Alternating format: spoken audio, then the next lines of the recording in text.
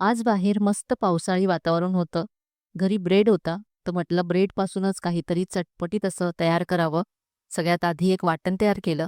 हिरवी मिरची, आलं, धने, बडीशेप हे जाडसर असं कुटून घेतलं. यानंतर बटाट्याचा मसाला तयार केला. गॅसवरती कढई गरम करत ठेवली. यामध्ये 2 चमचे तेल घातलं.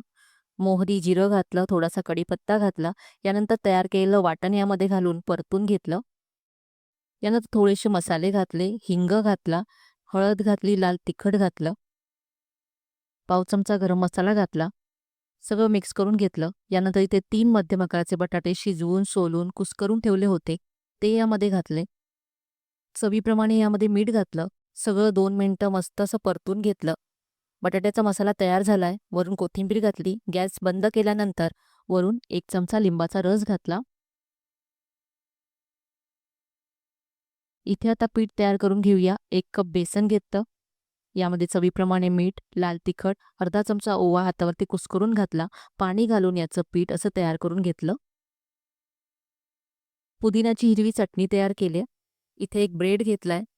ब्रेड आता असा गोल कट करून घ्यायचा आहे. इथे मी 2 ब्रेड कट करून घेतलेत. यावरती तयार पुदिन्याची चटणी घातली आहे. बंद करून घ्यायचं आहे आणि वरून बटाट्याचा मसाला पसरवून घ्यायचा आहे. पातळ अशी लेयर लावून घ्यायची दोन्ही बाजूने.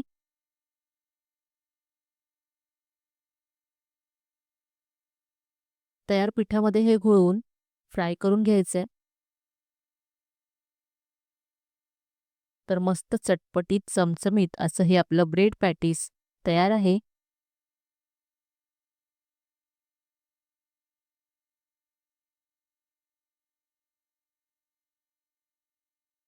पूर्ण रेसिपी तुम्ही चॅनलवर पाहू शकता. अशाच छान-छान रेसिपीज जर पाहायच्या असतील तर छायाज रेसिपीजला नक्की सबस्क्राईब करा.